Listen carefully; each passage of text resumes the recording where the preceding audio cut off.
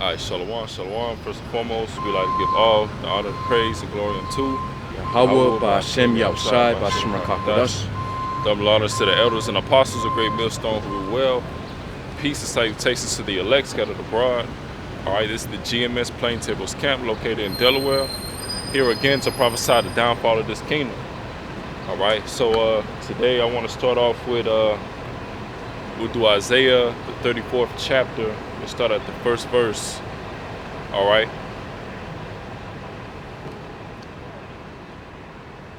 God. So this Isaiah chapter 34 and 1, it says, "Come near, ye nations, to hear, and hearken, ye people."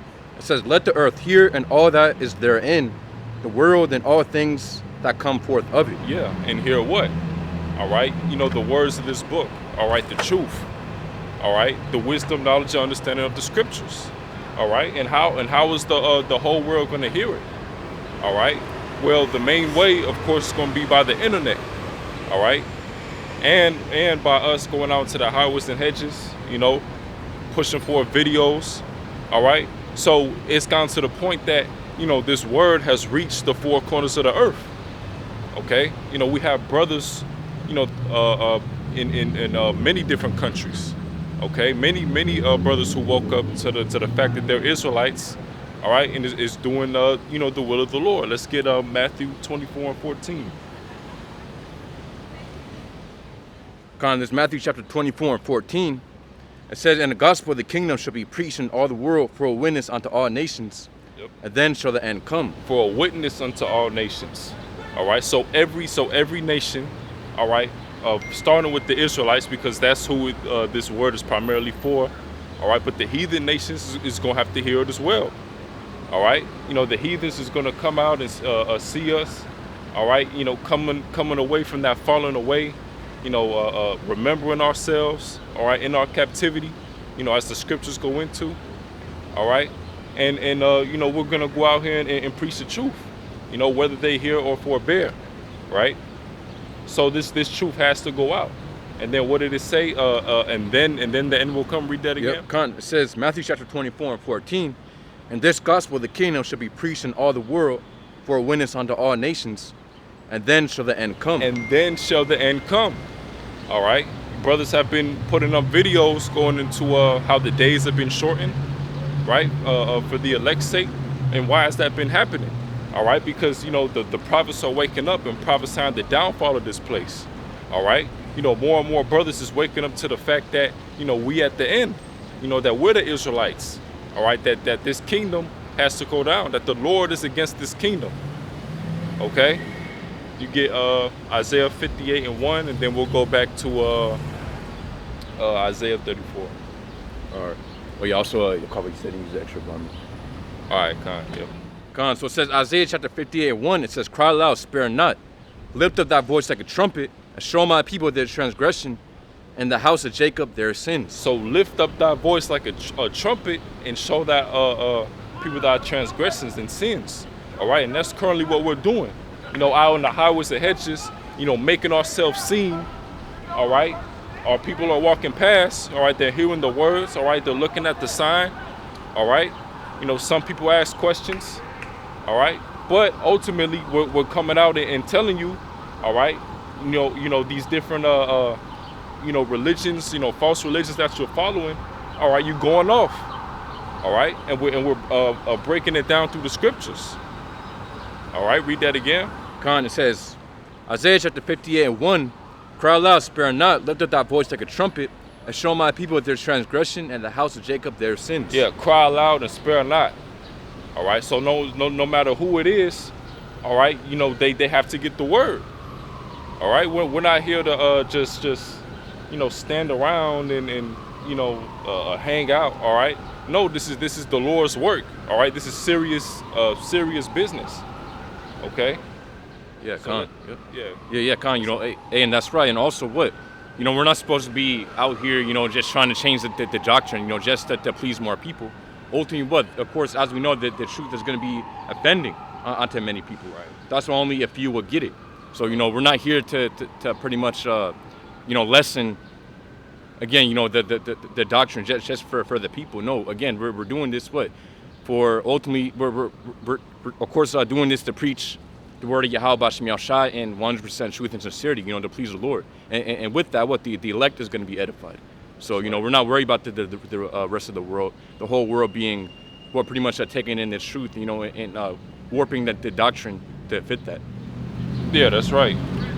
Because that, and like the brother was saying, the whole world, of course, is going to hear it, but our main focus is the elect. All right, because that's who the Lord is dealing with. All right, for right now, all right, the scriptures, this wisdom, knowledge, and understanding. Yeah, the world is going to hear it, but it mainly, we're looking for the elect.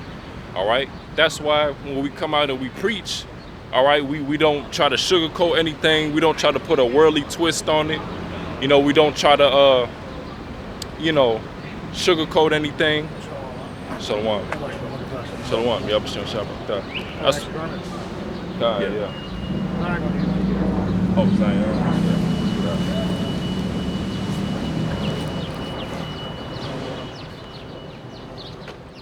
Khan. So going back, I'm gonna go back to Isaiah 34. Yeah, go ahead. Khan, so it says Isaiah chapter 34 and 1. It says, "Come here, ye nations, to hear and hearken, ye people." It says, "Let the earth hear, and all that is therein, the world and all things that come forth of it." It says, "For the indignation of the Lord Yahweh is upon all nations." For the indignation of the Lord Yahweh is upon all nations. All right, going into the heathen nations, starting with Esau Edom. All right, why? Because all the nations have had a hand in putting the Israelites in slavery. All right, putting the Israelites down. All right, forward in that affliction. All right, let's get that in Zechariah 1:15 real quick. It says, Zechariah chapter 1:15, "I am very sore displeased with the heathen that are at ease, for I was but a little displeased." It says, and they help forward the affliction. Yep, and they help forward the affliction. All right, and that's how you know that the Lord is not dealing with the heathen nations. He's displeased with the heathen nations. All right, the scriptures go into how the Lord has not dealt with, the other nations as He has with Israel. Just roughly paraphrasing. All right, and the heathen nations, they have to get their judgment, which a part of their judgment is being in captivity, is being in slavery. All right, under the Israelites. Okay. So we can jump back to Isaiah 34 and 2.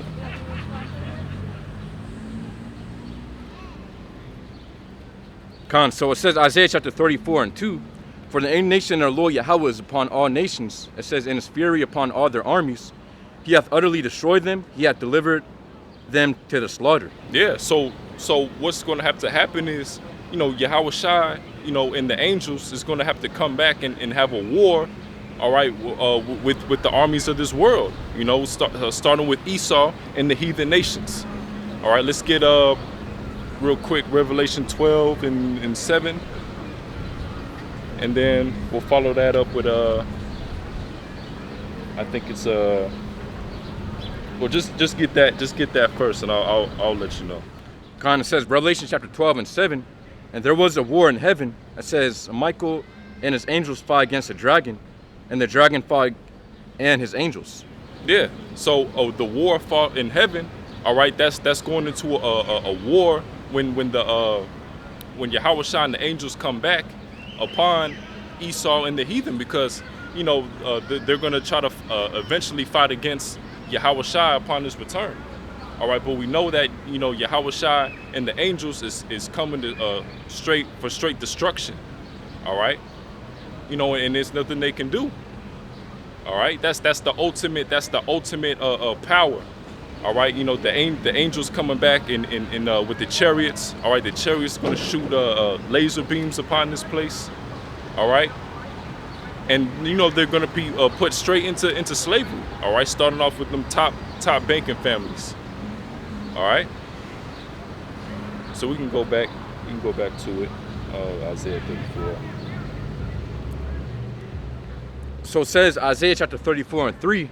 It says, "Their slain also shall be cast out, and their stink shall come up," it says, "out of their carcasses, and the mountain shall be melted with their blood. Yeah, so that represents the amount of death that's going to be around, man. All right, you know, Yahweh Shai is going to come back and kill a lot of these wicked people, man. All right, he's going to kill a lot of these wicked people. All right, and you know, because people think that, you know, the Lord is all love, like he's not coming back to you know, do any of the things that the scriptures actually say he's going to do. All right, which is coming back with that sword, coming back to kill, all right, the Edomites and these different heathen nations, all right, and those who are preserved is going to be put straight into slavery. All right, go ahead. It says, Isaiah 34:4, and all the hosts of heaven shall be dissolved.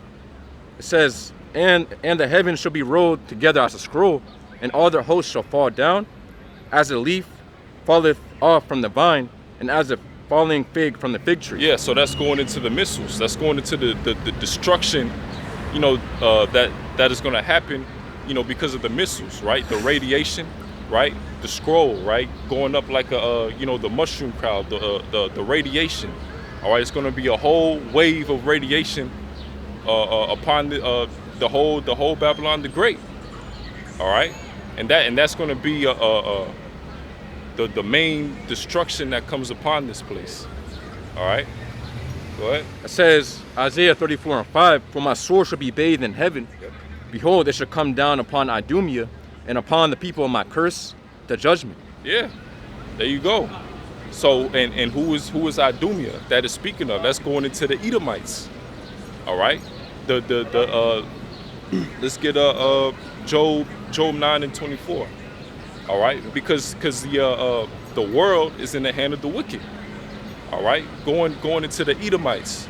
All right, when you go into, you know, who controls everything, who runs the world.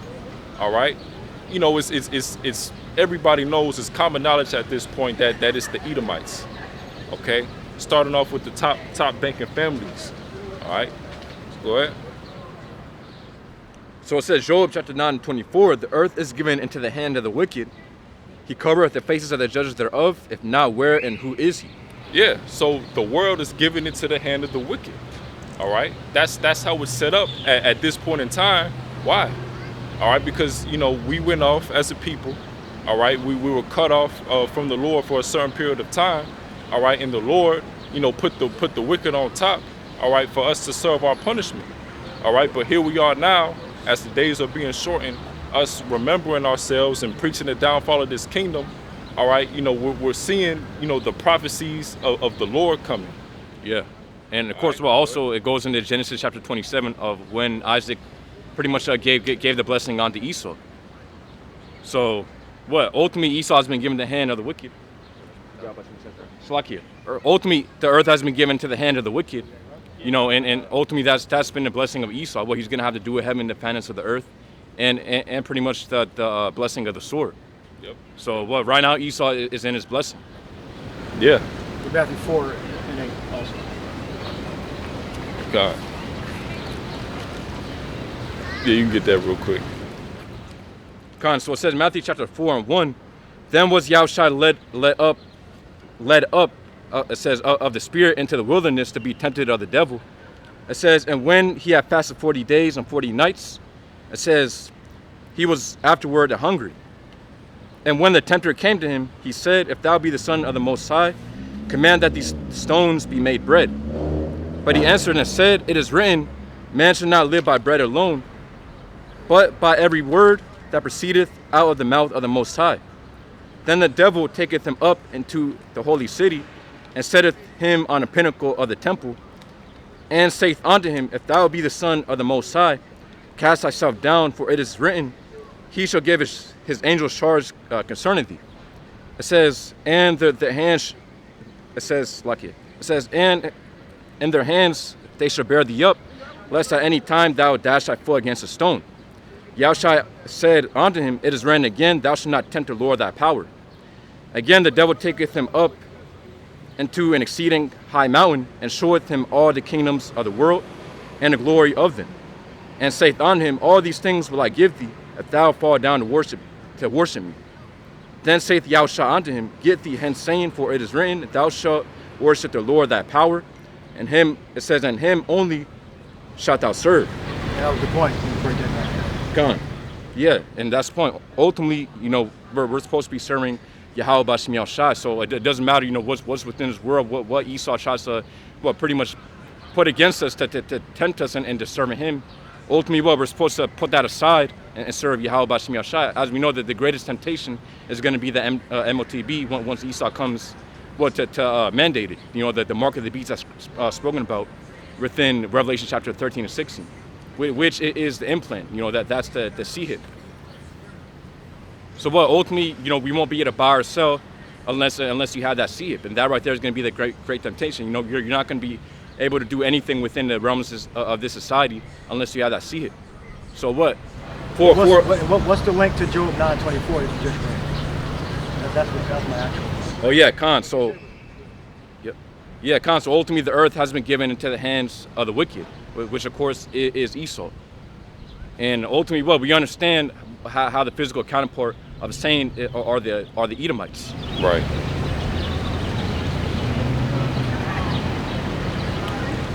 Then you got the other nations after Esau. But Esau is still running above all the nations. As the prophecy says in Numbers, so Amalek was the first of the nations, but his end shall be that he perish forever. If I get that precept, I believe it was in Numbers or Deuteronomy. I think it's in Numbers. Yeah, Numbers. Yep.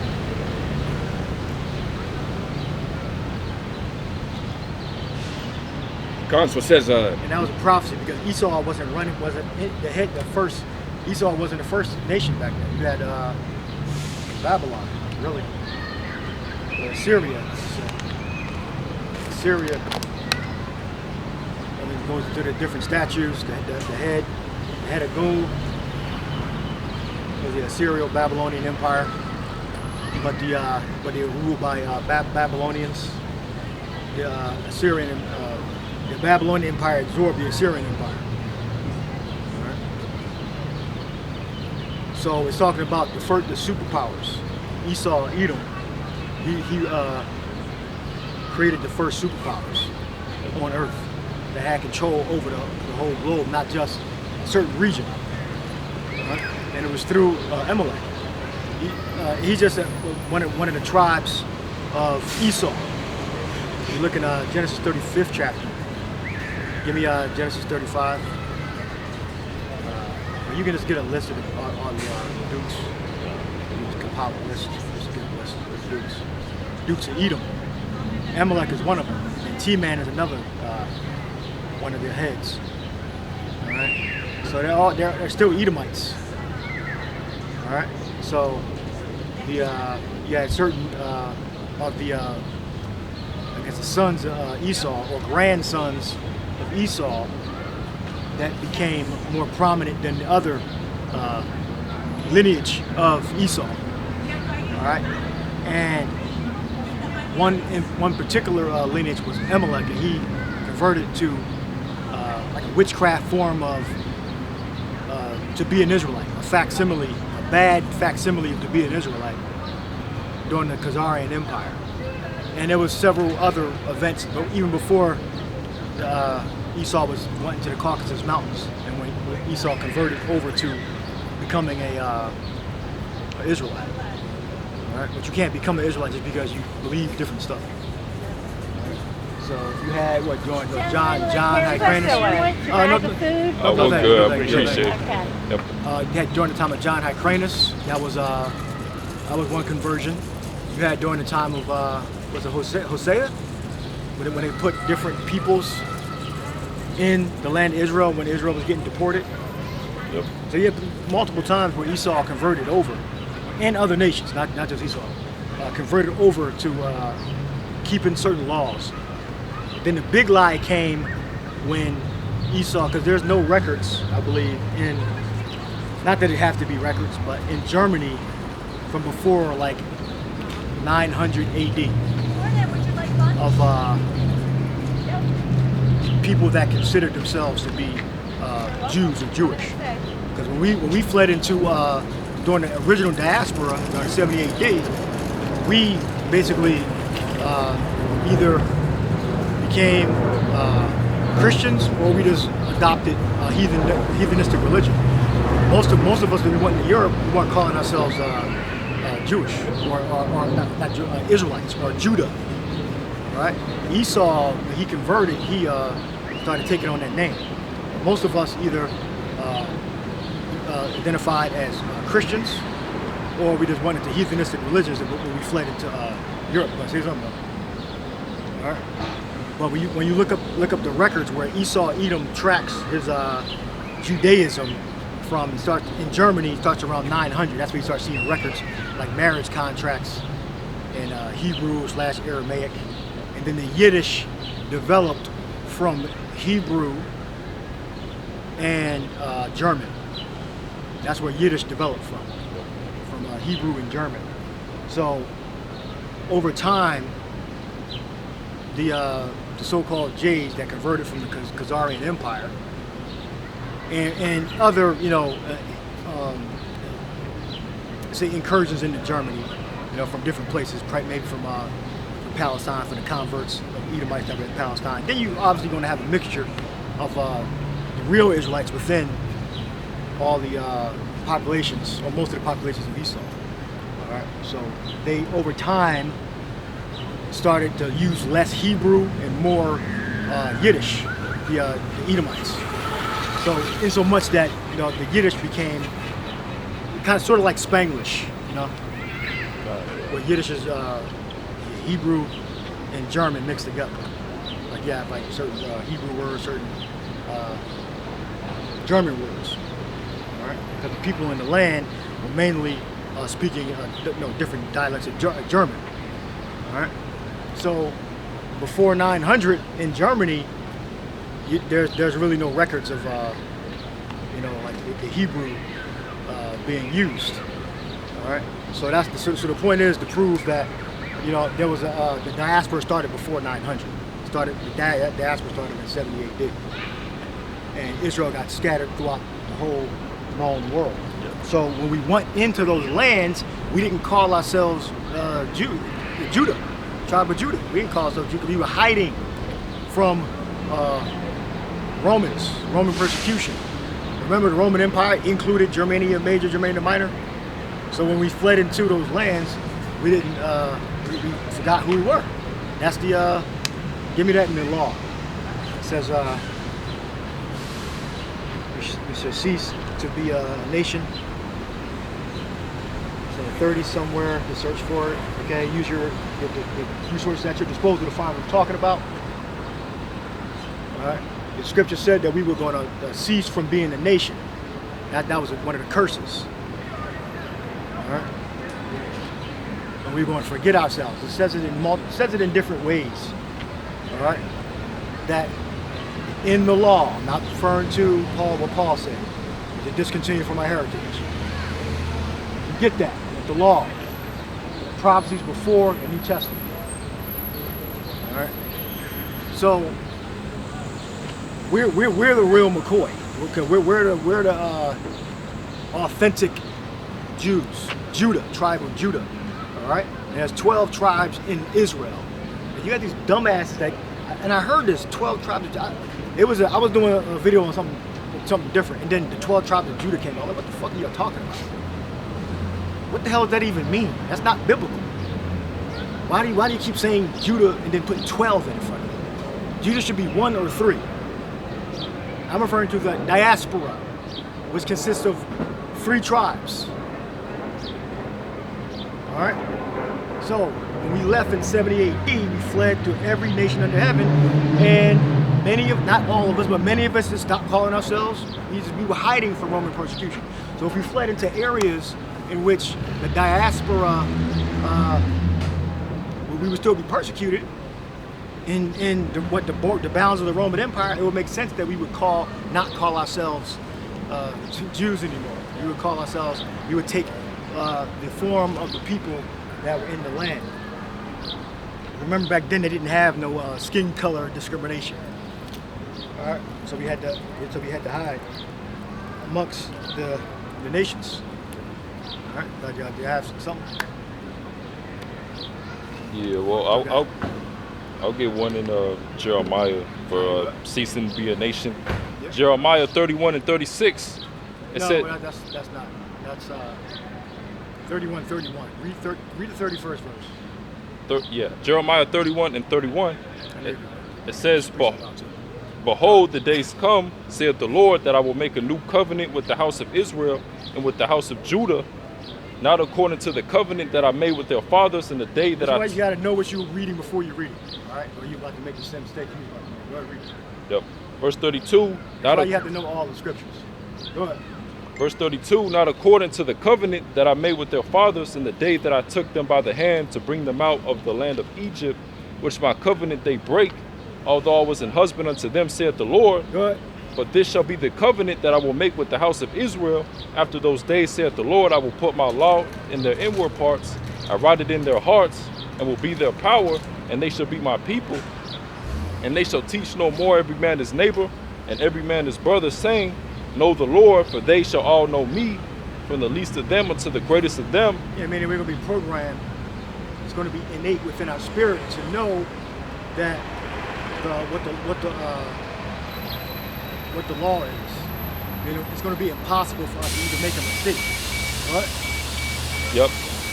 This is Jeremiah 31 and 34. And they shall teach no more every man his neighbor, and every man his brother, saying, Know the Lord, but they shall all know me, from the least of them unto the greatest of them, saith the Lord, for I will forgive their iniquity, and I will remember their sin no more.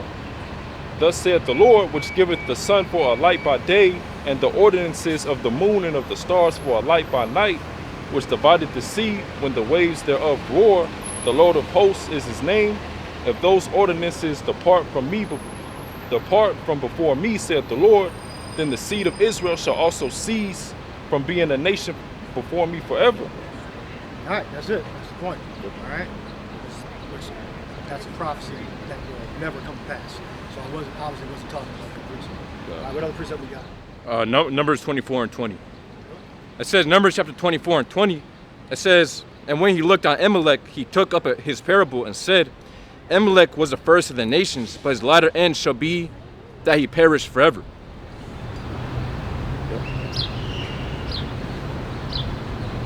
That's what I was talking about. From Israel forgetting who we were. You got more? You said you want me like a little earlier. Well, I mean. Yeah, it's kind of past the point. All right, yeah, I wanted you to focus on what I asked for. Yeah, focus on that. All right. In the meantime, get Matthew 5.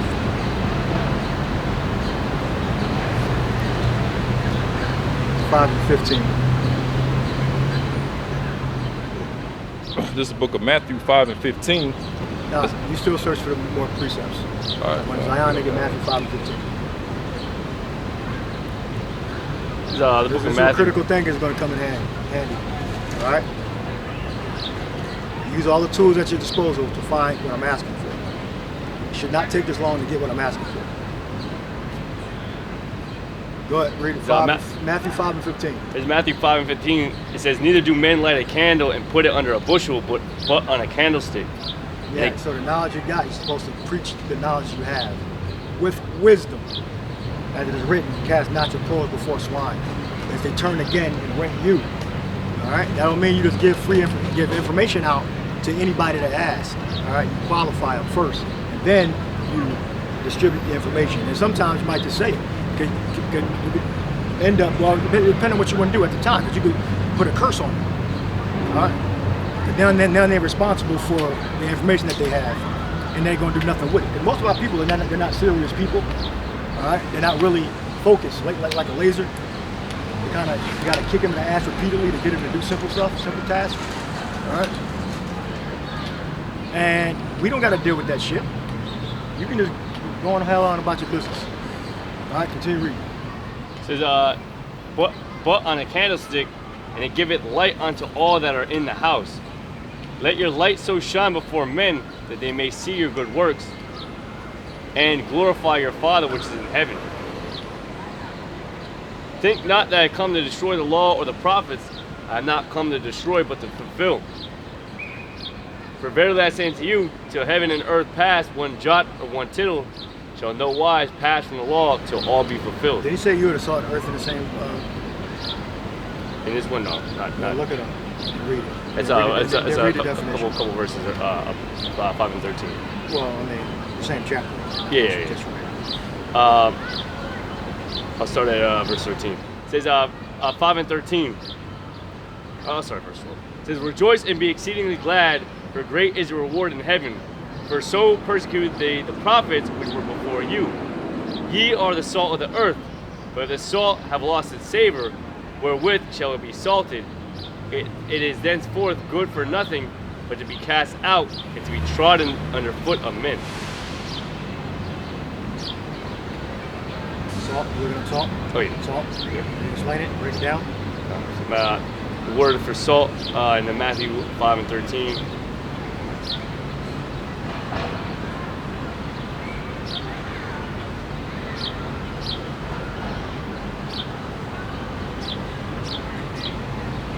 The Greek word for salt, halas, is salt, which food is seasoned. Definition 3 says salt is a symbol of lasting concord because it protects food from putrefaction and preserves it unchanged. According in the solemn ratification of compacts, this is a practice that continues to this day in some cultures, partaking of salt together. In definition 4, wisdom. Read the best definition according to what you just read in the verse. Definition 4. It says wisdom and grace exhibited in speech. So Wisdom and grace. What's the second best one?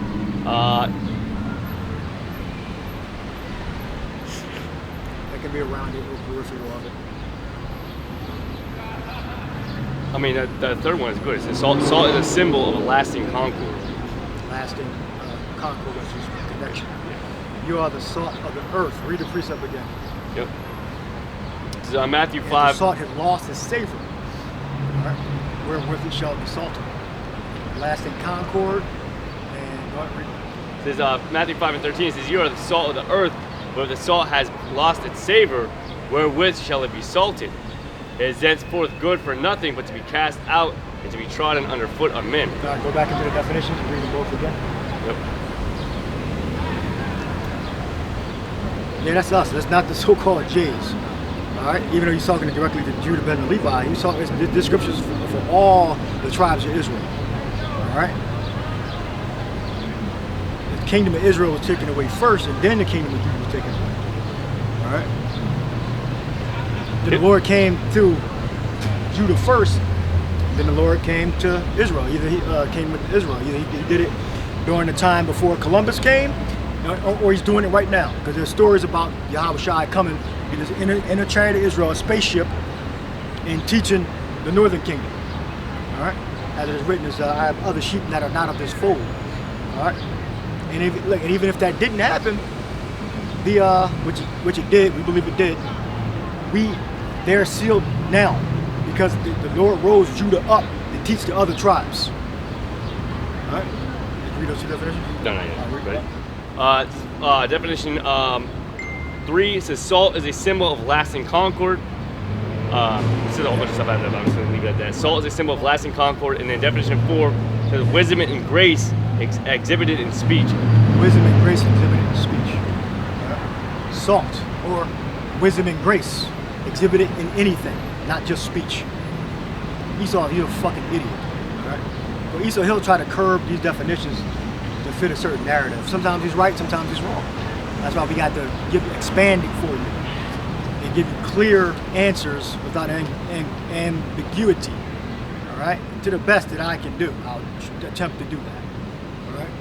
All right. So, do we have any more precepts? I'll read what you got. Yeah, this is Jeremiah 17:4. It says, "And thou even thyself shall discontinue from thine heritage that I gave thee." Right. You got some idiots that say that never happened.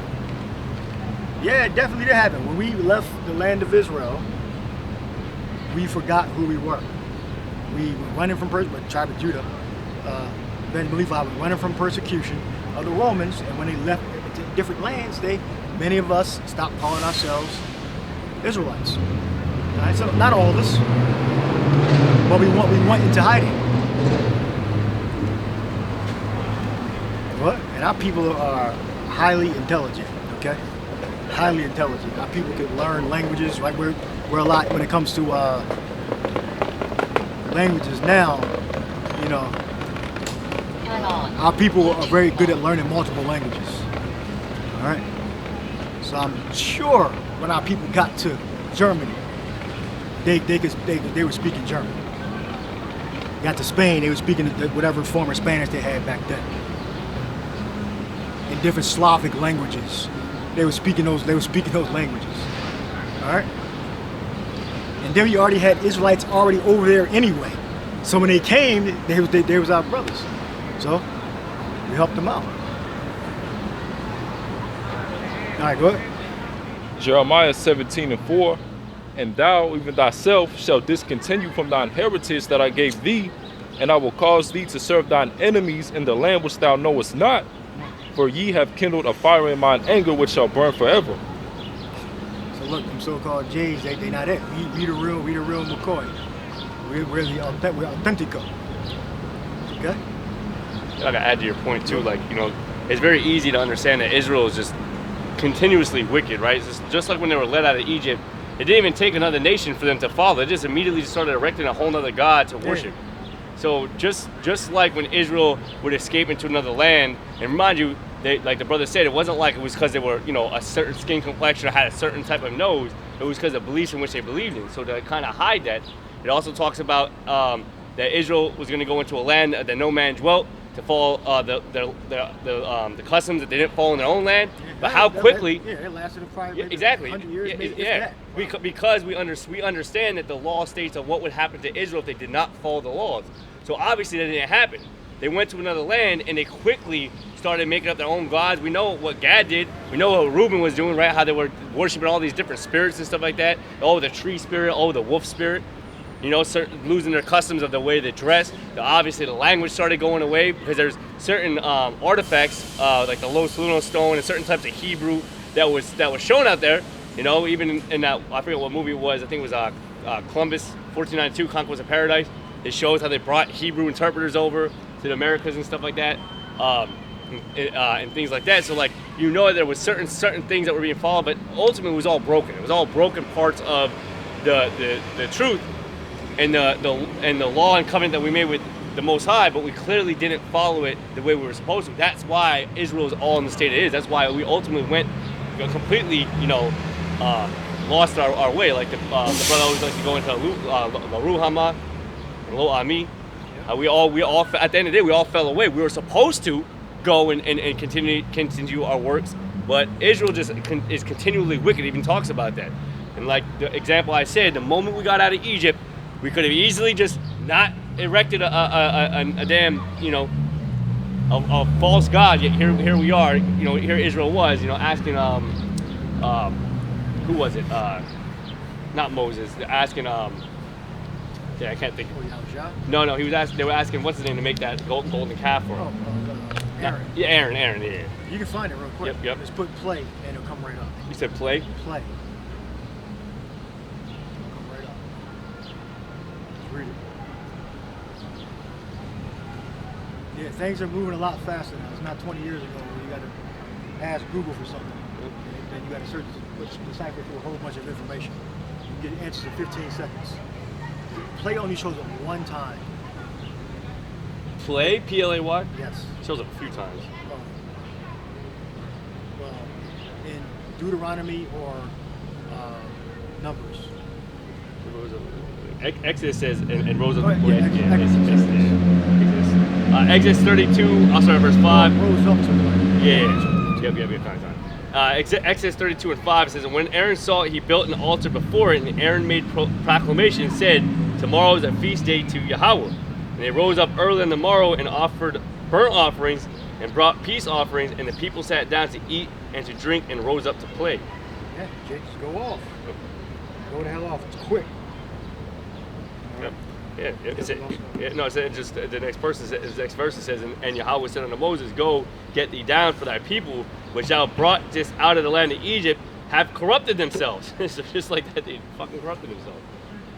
So how much more? And it also talks about how, like, when we were supposed to conquer the lands, we were not supposed to take up the ways of the heathen. The reason why that's said, you know, and it also was said about how not taking up, you know, wives of the other nations, because they'll corrupt their hearts. It's a very common thing for Israel to allow the other nations to kind of corrupt us, you know, and allow us to go after their God, you know, damn well knowing that the only true power is Yahweh Shema Shai.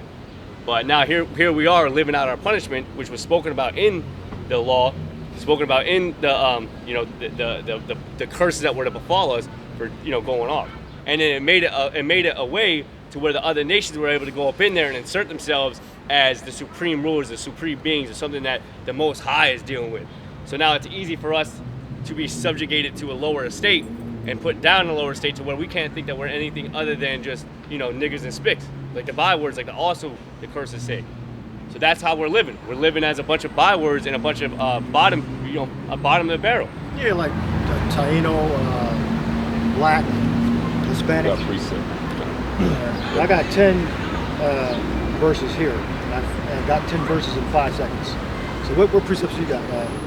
I got Deuteronomy 28:64. All right. So how about this? Go to Hosea 1 and 4. I'm going to read it down in the list. Hosea 1 and 4, Hosea 1 and 9, Deuteronomy 28:64, Deuteronomy 32:26, Isaiah 7 and 8, Jeremiah 15, Jeremiah 17. Ezekiel 36 and 19, Luke 21 and 24, and Romans 10, 11 and 20. And Jeremiah 11, which mates with Romans 11. Jeremiah 11 and Romans 11 mate with each other. Start with Hosea 1 and 4.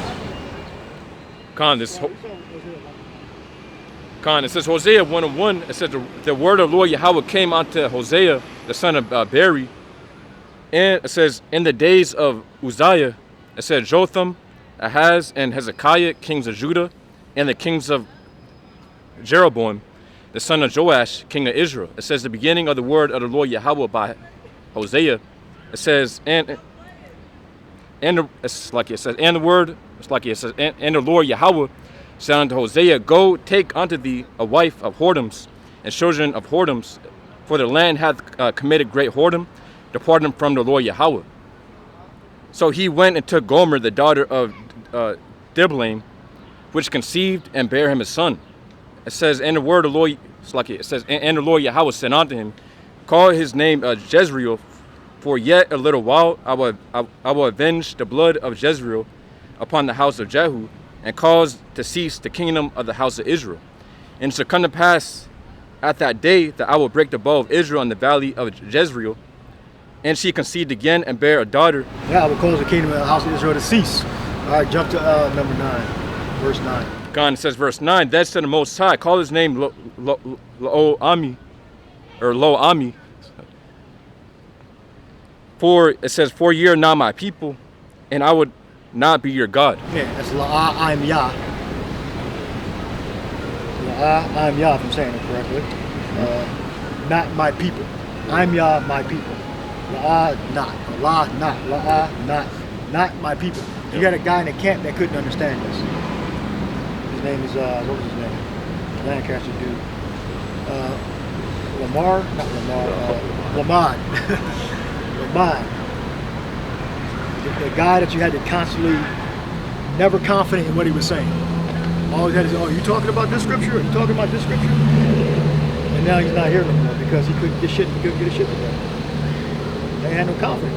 Nor did he ever have any spiritual dreams, which is a red flag. He never had a vision or a dream. So that was weird. Never heard of that happening.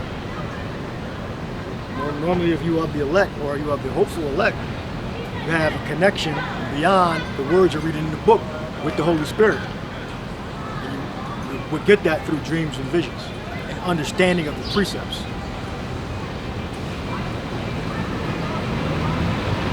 You're not my people, no, you're God. Deuteronomy 28:64. And then Deuteronomy 32:26. So one of y'all get each one. We'll get through. And then get Isaiah 7 and 8. So Deuteronomy 26:4, Deuteronomy 32:26, Isaiah 7 and 8. Yeah, this Deuteronomy 28 and 64. It says, "And the Lord shall scatter thee among all people, from the one end of the earth even unto the other, and there thou shalt serve other gods, which neither thou nor thy fathers have known, even wood and stone." That's a prophecy Got too. who we were. That's a prophecy that was going to happen to us. Yeah, maybe we worship each other to abortion. And you got to understand, that's why when it talks about how you're going to go into a land where no man has dwelt to follow your to worship the Most High, it was already destined that we were going to go off, because Israel is a hard-hearted, stiff-necked, and sottish people, man. They're dumb, man. They're stupid. They can't. They don't. Yeah, they can't. Yeah, they can't get right with the Most High. So, that's why ultimately that's what was going to end up happening to us. Yeah, you had a guy. But they had a fresh slate. Like the whole coming to America, escaping that Assyrian persecution, was to get that fresh slate. Yeah, that's what was supposed to happen. That's kind of how when you move to a different city and you still do the same shit you were doing. When you left the city, all the shit came with you. That's pretty much what happened. All the shit that you were supposed to leave behind in the East, all that shit came with you. Yep. That was it. 32 and 26, I think. That's my 32 and 26. Yeah, there's Deuteronomy 32 and 26. Isaiah 7 and 8, and Jeremiah 15 and 1, and Jeremiah 11. Go ahead. Said, I said I would scatter them into corners. I would make the remembrance of them to cease from among men. Damn. Yeah, well, I guess it's reiterating Deuteronomy 28. Yep. And remember that remembrance is completely ceased among men. There is no remembrance of the so-called Negroes, Latinos, and Native American Indians being any type of special people. Remember, they start our history at the land of Puerto Rico, the land of the Americas, the land of Mexico, the land of Africa. That's where they start the Judah, Benjamin, Israel, Judah, Benjamin, Levi, all the way down to Issachar. That's where they start their history. Well, our history predates all that. It goes back to the land of Israel, but they won't tell you that because they want to make it seem like the little hats were the first people in the land of Israel. Right. So they try to make it start that our history started in slavery. That the so-called white man came over the interiors of Africa, picked out a couple Africans, and said, I'm going to take this African, I'm going to take that African. We're going to go back on the transatlantic slave trade to the Americas. That's not what happened. He picked out Israel from amongst the Africans because that's where they were dwelling, and uprooted them from that land. And they came over to the South America. They came into the land of America and put them people under subjection. But prior to that, if you go way, way back, they were in the land of Israel. And we left fleeing Roman persecution. Yep. All right, we sailed in boats and we walked. Yep. Got the hell out of Dodge. Yep. But ultimately, we were scattered into corners, and then there was no remembrance. There's no remembrance of who we really were. That's why the scriptures also say, "I was to stir up your pure minds by way of remembrance," because deep down in our spirit, it's down there. All right, next person. Con, it says Isaiah 7 and 8, "For the head of Syria is Damascus, and the head of Damascus is Rezin, and within 65 years shall Ephraim be broken, that be not a people." Damn. Read it again. Con, it says Isaiah 7 and 8. Read it slow, please. Con, it says Isaiah 7 and 8, "For the head of Syria is Damascus, and the head of Damascus is Rezin, and within 65 years shall Ephraim be broken, that it be not a people." Jeremiah, I think 65. That's what 65 years. I think. Get Jeremiah 11. This is Jeremiah 11 and 1. "The word that came to Jeremiah from the Lord, saying, Hear ye the words of this covenant, and speak unto the men of Judah and to the inhabitants of Jerusalem, and say thou unto them, Thus saith the Lord, Yahweh of Israel, Cursed be the man that obeyeth not the words of this covenant." Go to 15 first. God. Verse 15, it says, "What hath my beloved do in mine house, seeing she hath wrought lewdness with many, and To the Israelites. All right, go ahead. and the holy flesh is passed from thee. When thou doest evil, then thou rejoicest." That the Lord called thy name a green olive tree, fair and of goodly fruit. With the noise of a great tumult, he hath kindled fire upon it, and the branches of it are broken. Yeah. Those are the Gentiles. That's how Israel became Gentiles. That links up right with Romans 11. All right, get Jeremiah 15 and 1. And then Jeremiah 17 you already read. Get Ezekiel 36, 19. Luke 21, 24. Go ahead, read. Yep. This is Jeremiah 15 and 1. It says, Then said the Lord unto me, though Moses and Samuel stood before me, yet my mind could not be toward this people. Cast them out of my sight and let them go forth. And it shall come to pass, if they say unto thee, Whither shall we go forth? Then thou shalt tell them, Thus saith the Lord, such as are for death to death, and such as are for the sword to the sword, and such as are for the famine to the famine, and such as are for the captivity to the captivity. And I will appoint over them 4 kinds, saith the Lord, the sword to slay, and the dogs to tear, and the fowls of the heaven, and the beasts of the earth to devour and destroy. Right, the so-called Jays claim a continual succession from the diaspora. That's impossible. According to the scriptures that we're reading, there was a disconnection between the Israelites, the true biblical Israelites, and the root, which is Yahweh Shai. So we lost that connection. So-called Jews claim they're converts from various generations. All right, major one was the Khazarian Empire. Other one was before that was during the time of John Hyrcanus. All right, then you had other converts during the time of King Hosea. All right. All right, get Ezekiel 36, 19. Luke 21, 24. It says Ezekiel 36 and 19. It says, And I scattered them among the heathen, and they were dispersed through the countries. According to their way and according to their doings, I judged them. Yeah. The main precept I'm referring to is Deuteronomy 32 and 36. All right, we got 2 more we can read. I said I would scatter them into the corners. I will make them the remembrance of them to cease from among men. All right? So read your precept again, and go to Luke 21, 24, and then Romans 11 and 20. What? Ezekiel 36 and 19. And I scattered them among the heathen, and they were dispersed through the countries. According to their way and according to their doings, I judged them. There we go. That's why so there was a disconnect. All right, next precept. It was not a continuous succession. All right? Yeah, so this the book of Luke 21 and 24. And they shall fall by the edge of the sword, and shall be led away captive into all nations. And Jerusalem shall be trodden down of the Gentiles, until the times of the Gentiles be fulfilled. Read up a little bit. Yep. Let me get the context. I'm saying that. Luke 21 and 20.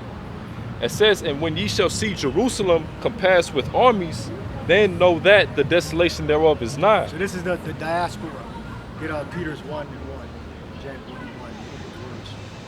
All right, read. Yep. Verse 21, Then let them which are in Judea flee to the mountains, and let them which are in the midst of it depart out, and let not them that are in the countries enter thereinto. For these be the days of vengeance, for all these things which are written may be fulfilled. Yeah, the prophecies. We read in Deuteronomy. We read in Jeremiah, Isaiah, Ezekiel. Yahweh Shai is a volume of the book. The Messiah is a volume of the book. Go ahead. Verse 23, But woe unto them that are with child, and to them that give suck in those days, for there shall be great distress in the land, and wrath upon this people. Verse 24, And they shall fall by the edge of the sword, and they shall be led away captive into all nations, and Jerusalem shall be trodden down of the Gentiles until the times of the Gentiles be fulfilled. Yeah, it's still trodden, to this day, it's trodden down to the Gentiles. All right? So the biblical Israelites are not in the land for the main part. Of course, you have a scattering of Israel in all nations, including the so-called Jays. All right? So the so-called Jays consist of various converts from various time periods. So it's actually impossible for all of them to even be the other tribe of Amalek. That's why DNA tests are illegal. All right? You They don't do DNA tests because you'll find out that, oh, that was really actual German. Oh, he's actually Polish. Or he's actually a Russian. You won't do no DNA tests. Right? Now there is no DNA that you can test to be an Israelite because everything is after the fact. We know who we are by the Spirit. So we would have to we have to go get a time machine, go back in time and get a sample from Judah, all the Benjamin, Levi, Ephraim, Manasseh, Gad, all the tribes, Simeon, and then bring it back to the future and then do the compare the DNA to all nations on earth. And then we would be able to get who is an Israelite. All right? But if you do a DNA test on the Ashkenazi, the Sephardic, the different various people that identify as Jewish, you'll find that their DNA is either going to be very similar to each other, and it's going to be of the region that they're in.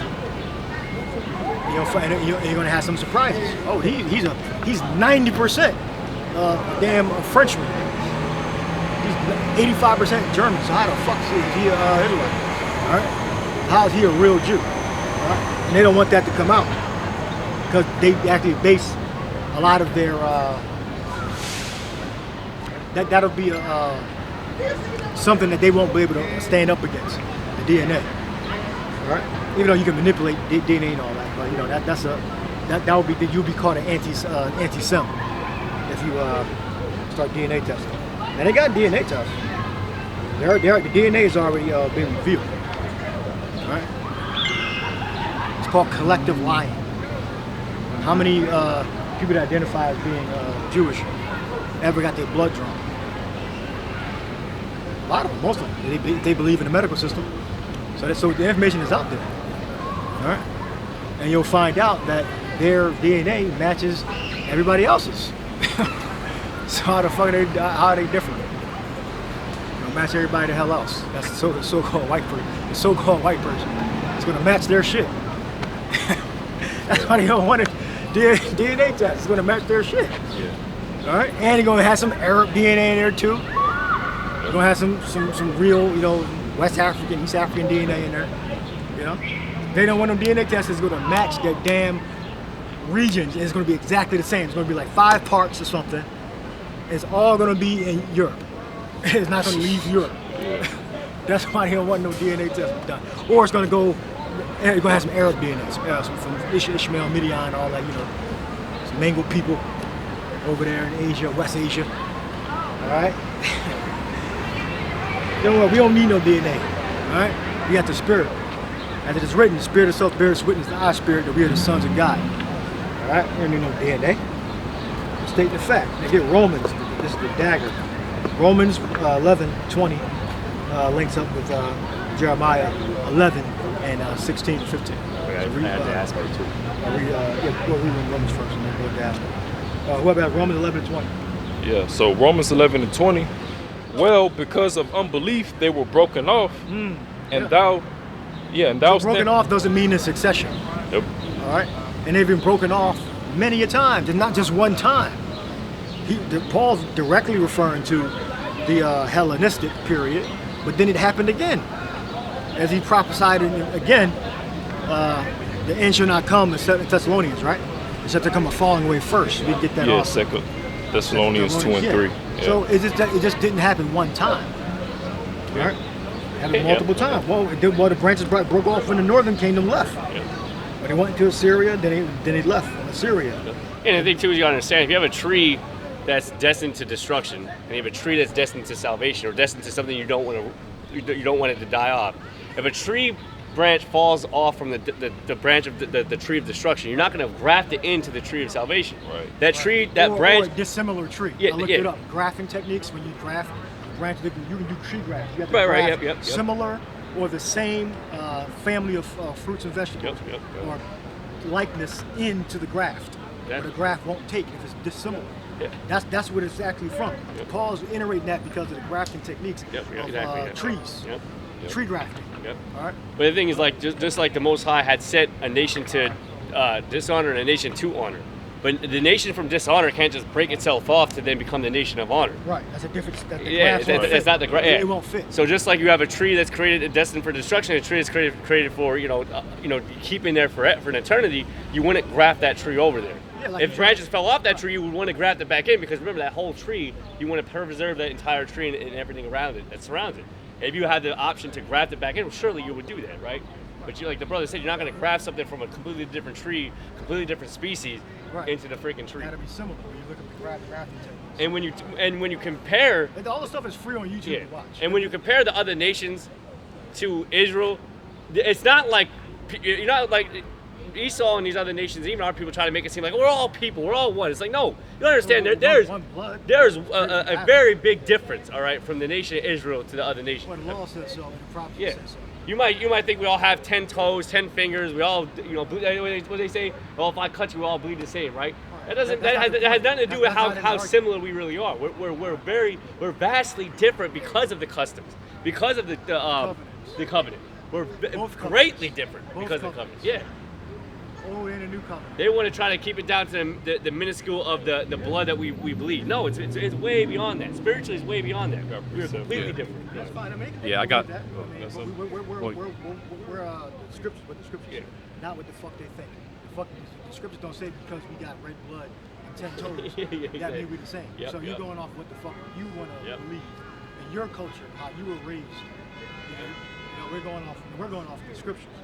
So you got to bring precept and scriptures out. Yep, yep, the truth. You gotta bring Put a relevant argument on. Yeah, because the moment they say, this is how I feel.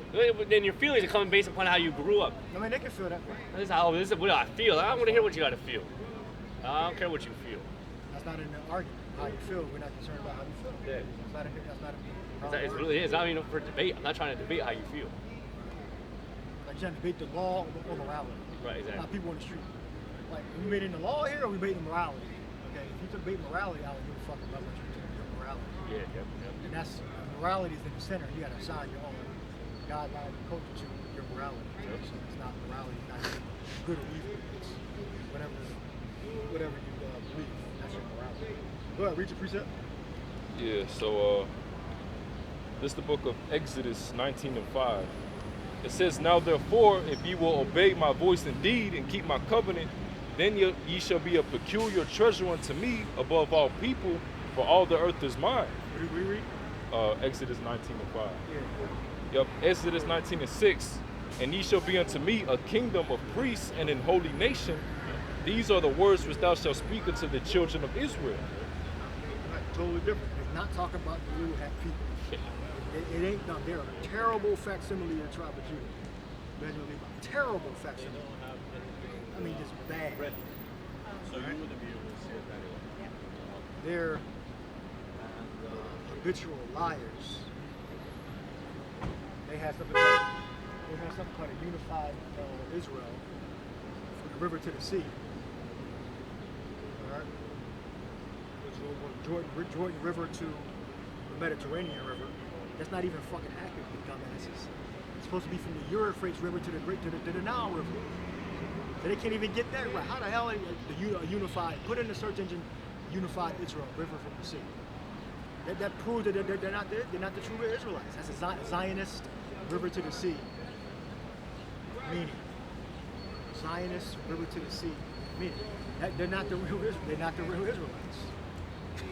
It's impossible. They should be saying from the Euphrates River, Great River Euphrates, to the Great River of Egypt, which I believe would be the Nile. All right, that's which is in the law, which is a prophecy. All right, so yes, Iraq and Egypt, that's going to be the whole future kingdom of Israel, not from the river to the sea like the Zionists say. Right. They're not the real Israelites. Unified Israel, Euphrates to Egypt. Go ahead. Read it. Yep. Yeah, so it says, well, I typed in Zionist river to the sea, meaning it says the phrase from the river to the sea refers to the territory between the Jordan River and the Mediterranean Sea. That's not the borders. That's not biblical. Where the hell is that at in the Bible? They're not the real people. We're gonna get the prophecy. That's not the. See, they can't even get right. They're a poor representation of the tribe of Judah. Right? In then they don't extradite criminals in the land of Israel. So they're not about justice. All right? They hold countries a city of refuge.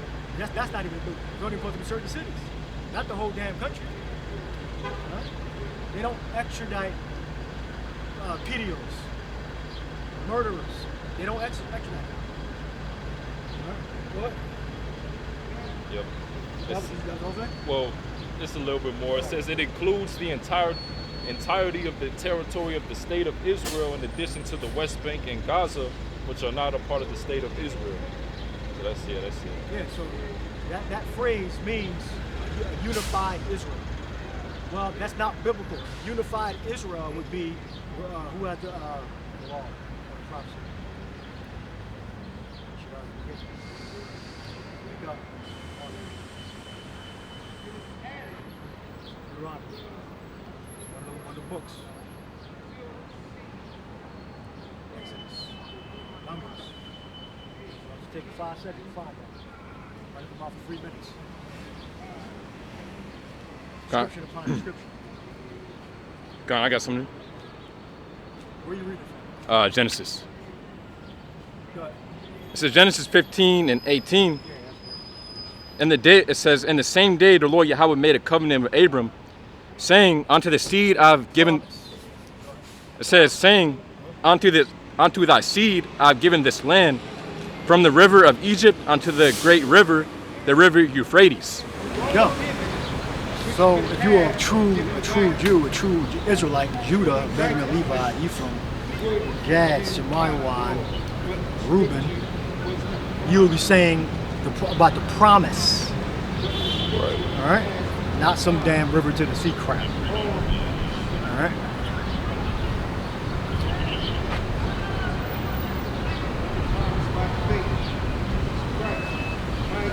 All right, so go back to Romans. You had another point somebody want to make? Back to Romans 11. Well, get what Paul said, Thessalonians, 2 Thessalonians, and then go back to Romans 11 and 20. This is the book of 2 Thessalonians 2 and 3. Go to Romans first. Somebody else get Thessalonians. So this is the book of Romans 11 and 20. It says, well, because of unbelief they were broken off, and thou standest by faith.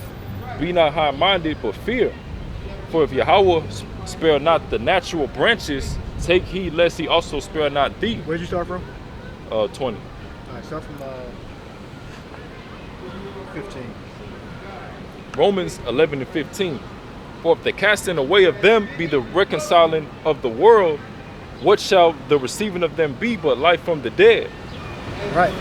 Hellenized Israelites. All right. Read that again. Romans 11 and 15. For if the casting away of them be the reconciling of the world, what shall the receiving of them be? Yeah, receiving of the Israelite Gentiles coming back into the fold. Go ahead. But life from the dead. Life from the dead. Read it again. Romans 11 and 15. For if the casting away of them be the reconciling of the world. Yeah, the world. Look up the word world. Somebody else look up the word world. What verse you in? Romans 11 and 15. Right. The word world. Reconciliation. What is that? What's the phrase? It says, for if the casting away of them be the reconciling of the world. Right, the reconciling of the world. What's the word world there? So it says the word for world, cosmos, in the Greek. Yep, that's an orderly arrangement. Okay, orderly arrangement.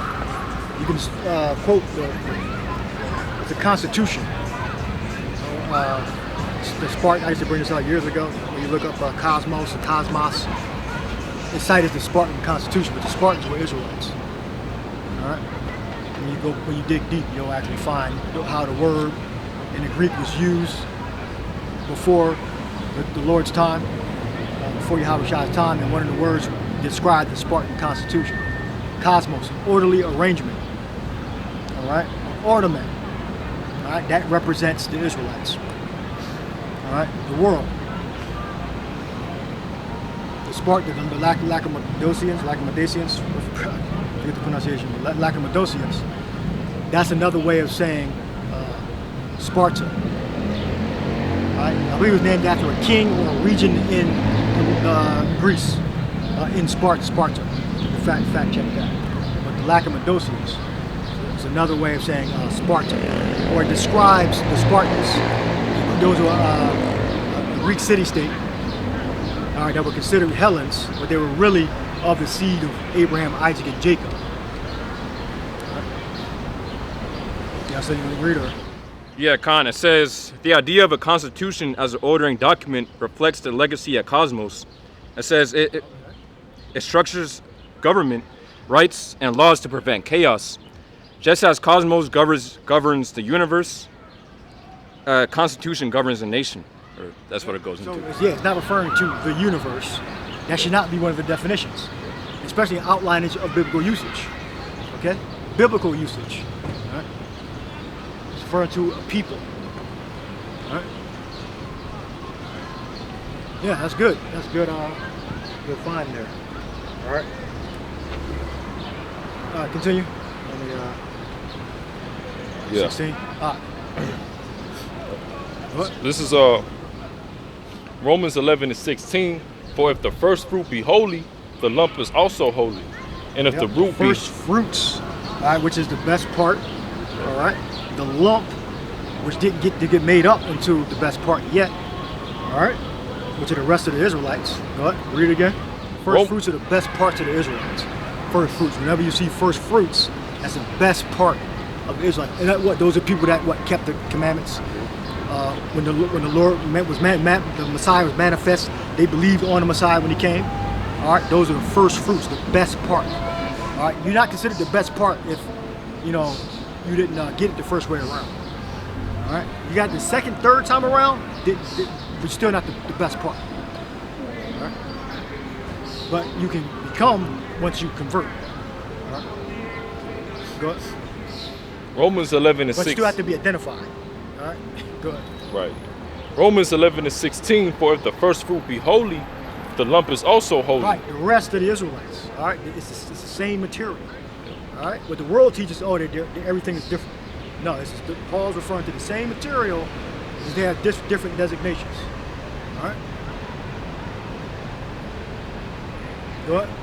Romans 11:16. For if the first fruit be holy, the lump is also holy. And if the root be holy, so are the branches. Right, the root of the tree, giving you the analogy of the tree, the root, they're all connected. The other nations are not included in in the tree, in this blessed tree. Okay? And what the world teaches, they try to incorporate everything into one tree. No, the analogy is, the story is telling you that the root is the Messiah, the Lord, Yahweh Shai, who the world ignorantly calls Jesus Christ, Jesus, his biblical name, pronunciation is Yahweh Shai, all right? Starts with him, the root, okay? And then it builds up from there, and the whole tree represents the Israelites, all right? But it starts with our Creator, the Messiah, all right? That received the blueprint from the Father to create the universe. Go ahead. Romans 11:17. And if some of the branches be broken off, Right, because it started from the root, then the Israel, and then the Israelite branches got broken off. So what's going to happen is the branch is going to get grafted back into the tree. But what the world teaches, the branches are all different nations. Yeah, the right, Bible, the scriptures never said that. Yeah. They just made that shit up. People are so damn stupid they believe it. The branches broke off, same branches that broke off, we're grafting back into the tree. All right, go ahead. yeah. So this is Romans 11:17. And if some of the branches be broken off, and thou being a wild olive tree, wert grafted in among them, and with them partakest the root and fatness of the olive tree. Yeah, grafted in, meaning that you were broken off and you were sewn back on. All right, you were stitched back on. It became part of the tree permanently. All right, branches broke off. Israelites, Hellenized, worshiping other gods. And then when the Messiah came, you believed on the Messiah, then you got put back onto the tree. And then you could partake into the root, which is the Lord, the Messiah. Right. Very simple analogy. It's not complicated. Go ahead. Romans 11:18. Boast not against the branches, but if thou boast, Yeah, don't boast against the branches that fell off. All right, they had the right to come back into the tree. All right, those are the Hellenized Israelites, the Israelites that forgot who we were. Go ahead. Romans 11:18, boast not against the branches, but if thou boast, thou bearest not the root, but the root thee. Thou wilt say then, the branches were broken off, that I might be grafted in. Well, because of unbelief, they were broken off. There we go. That's how you know that the branches are not the other nations. Yeah. Right there, that's the key. So why would it? So if you're talking about the branches and you put in the nation, this nation is that branch, that nation is that branch, that nation is that branch. No, the only ones that originally believed were what? The Israelites. They the only ones that ever knew the Lord, ever knew the Most High. All right. Yeah. I guess. All the nations believed that the Most High existed. They weren't unbelievers of the Most High. They knew about Yahweh, the Father, the Tetragrammaton, something they call it, but the name is the Father. The nations knew about the Most High God. They weren't unbelieving, not like knowing that Israel had a God. They never said that, oh, the gods of the Israelites don't exist. The nations weren't saying that. All right. Go ahead. What you guys say? Yeah, gone. So I looked up. It says, what are the rules of branch grafting? So it says branch grafting is a horticultural technique used to join parts. It says of two plants so they grow as one. The rules and best practices for successful grafting include compatibility. It says that the scion upper part and rootstock lower part must be, it says botanically related. It says same genus or closely related species. It says, example, apple varieties graft onto apple rootstock, but apple cannot graft onto cherry. Right. So yeah. Or like a watermelon tree. Yeah. But yeah, it had to be similar. What's the word there? Platonic. But it's but Spell it. yeah, BOTAN. B-O. Yeah, but Platonic. yeah, botanically related. Yeah. Botanically related. Right. Still think we were botanical plant. Yeah, botanically related.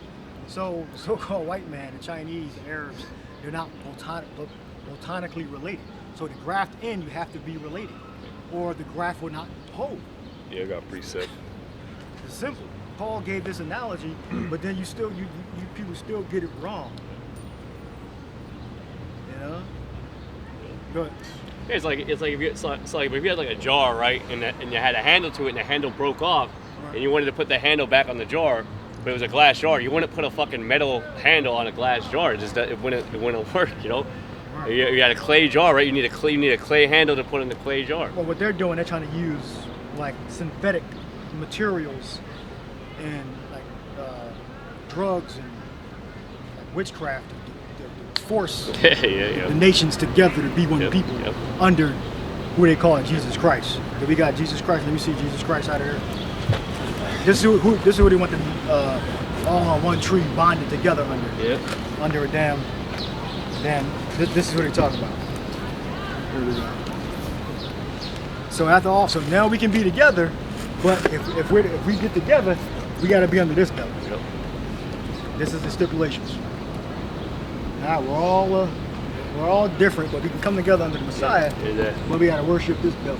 We all got to kind of one banner of Jesus Christ. That's what they say. Right. Again, this is a poor representation of the Lord. This is blasphemy. Yep. Right? Blasphemy of the Holy Spirit to represent the Messiah, Yahweh Shai, with this image. Yep. All right. And this is what Cesare Borgia right here, and this is the I guess the Jesus Christ form of this man right here. Yep. All right. So they made him into a false god. Cesare Borgia. Borgia family. Remember, Christianity is the largest religion. The majority of Christianity believes in this image. Yep. Even you got Japanese that got this shit on their damn wall. So, let's not forget about that part. Also, all the branches are different nations according to you dumbasses, right? And the Lord, the Messiah, is the so-called white man. Right? Notice how they don't openly state both at the same time. They kind of hide the image of the Lord, but just tell you that we're all together. But then they go to their churches and worship that image. All right, they practice liars. All right. Again, if you're a fool, you'll be deceived easily by it. Yeah, I gotta. Just on the fact, not even that you even believe in the Bible. I mean, we're reading it. It's spiritual, but we can also read it as a technical manual too. And the answers don't add up the way the church break it down. You can read it as a technical manual. You can divorce the spirit from it. Even though certain precepts you do gotta, be mixed with the spirit. You gotta have the spirit to understand it fully. But you can read it as a technical manual, and it still does not add up to what the devil's saying. But the devil been teaching us since we were in captivity and in bondage. They're just practice liars, and they all agree to a lie. It's called collective lying. All right, you gonna say something? Barzal, you about to read something? Or? Yeah. We're gonna end it on this, and then finish the precept off in Romans. Yeah. This is Romans 9:3. It says, "For I could wish that myself were accursed from Hamashiach for my brethren, my kinsmen, according to the flesh." They're going into the seed line, being botanically related, right? As the brothers were saying. Romans 9:4, who are Israelites, to whom pertaineth the adoption. It did say according to the flesh, which we all bleed red, and that it's everybody. No, it said according to the flesh, who are Israelites. All right. Yeah, because what we about to read in the 4th verse, this what applies to that specific seed line, right? Romans 9:4, who are Israelites. And then really the only thing you do at this point, right, once you understand that, okay, this is the chosen seed line, you basically have to say, well, that really doesn't matter. Because when Jesus came on scene, he just accepted every old body, which is also not which is also not true. So you'd have to basically neglect that the Israelites have a higher power over everybody, but then somehow the other nations got put up in there. You have to deliver precepts. Yeah, which doesn't exist. Yeah, we already went over the word world mean. Yep. World. So. Yeah, which is that's the main thing to try to go to. Yep. All right, and we broke it down the correct way. The word world, orderly arrangement, ottoman.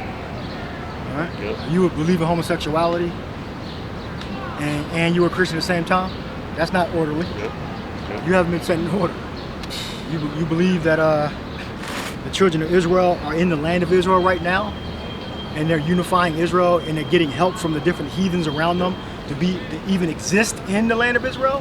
That's not orderly. When the Israelites go back to the land, we're going to be superhuman, and super women, super babies. We're going to have the blessings that were written about. We're not going to go to the land of Israel and use fleshly weapons. Our weapons are in the spirit. We're going to be gods on earth when the Israelites return to the land. So you can't believe in the scriptures. You got to believe in your own another doctrine. That's as the scriptures tell you, another Lord. There's two Lords. So even if an angel came from heaven and started teaching you, you're not supposed to believe in that other God. All right? That's diverse or different from what the prophecy says. All right? We're in line with the prophecy, where it says our people are scattered throughout the world, and that not the Rothschilds and the British and the Americans were going to bring us back to the land of Israel, but the Lord, the Messiah, was going to bring us back to the land of Israel. All right? You got to stick to the script, the actual script, not the script that they made up. The script is the Bible. All right? The prophecy, which means say before it happens. All right? To speak before. All right? That was it. Just got to read the 4th verse. Yeah. Romans 9:4, it says, who are Israelites, to whom pertaineth the adoption and the glory and the covenants and the giving of the law and the service of Yahweh and the promises, whose are the fathers, and whom, as concerning the flesh, Hamashiach came, who is over all, Yahweh blessed forever. Amen. Yeah. So you would have, like the brother was saying, you got to ignore all that and just say, oh, Messiah came for everybody. When it was explicit in the prophecy. And where did Paul get that from? He got it from the laws. He got it from the prophets. It speaks about the promises pertaining to the Israelites. All right? And that our people were going to be scattered in all the nations. We were going to take on the customs of the nations and forget our lineage and our nationality. So when the prophets would come to him, we would have to spiritually resurrect them from their sojourning in those nations. Because we forgot who we were. That's how we started when I came. That's how we started the lesson. We read like 10 scriptures on how Israel forgot who we were. And now through the Holy Spirit, the Lord raised up certain prophets to make Israel remember. The elect of Israel, the first fruits anyway. Because the rest going to die here in a hellfire, which is the nuclear fire that other nations are going to burn America up, which is Babylon. All right? They're going to still die to death of the uncircumcised. But the first fruits are going to be saved from that hellfire. All right? But then, as it is written again, all Israel shall be saved. The deliverers come out of Zion and turn transgressors away from Israel. So ultimately, in the kingdom, when their spirits are released into the heavens, when the kingdom is established here on earth, they're going to be incarnated back into the seed of Israel that did make it the first trip. All right? That was it, right? That was it. Yeah. Go back to Romans 11. Romans 11 and 20. Well, because of unbelief, they were broken off, and thou standest by faith. Be not high-minded, but All right, fear. there we go. So they were broken off. So when the apostles and the disciples and the prophets went to Israel in their beast-like state, their Hellenized state, all right, they came in through faith. All right, because they've been broken off the tree. All right, some of them may have had heathen mothers from other nations. All right. Some of them forgot totally that they were from Abraham, Isaac, and Jacob. All right? And through faith, they came back in. All right? So through faith, everybody on earth is not going to be saved because the salvation is only for the Israelites. All right? Who has the opportunity to use faith to be sown back onto the root of the Lord, the Messiah? The Israelites that were originally broken off the tree. Through faith, they can return. All right? So read that again. Romans 11:20. Well, because of unbelief they were broken off, and thou standest by faith. Yep. Be not high-minded, but fear. Yeah. What? Can you read? Verse 21. For if Yahweh spare not the natural branches, take heed lest he also spare not thee. Behold, therefore... Yeah. Natural branches, which are Israel, circumcised, and then the other ones uncircumcised. What? Verse 22, behold, therefore the goodness and severity of Yahweh on them which fell, severity, but toward thee, goodness. If thou continue in his goodness, otherwise thou also shalt be cut off. Verse 23, and they also, if they abide not still in unbelief, shall be grafted in, for Yahweh is able to graft them in again. Yeah. Verse 24, for if thou wert cut off of the olive tree, which is wild by nature, and wert grafted contrary to nature into a good olive tree. Yeah, made it by faith, not by the law. All right? So Israel that fell off from the tree were able to come back in, not via the law, but via the truth of the faith. That's contrary to nature. Yep. Romans 11 and 20. The normal graft would would be by the law. But this one is by faith.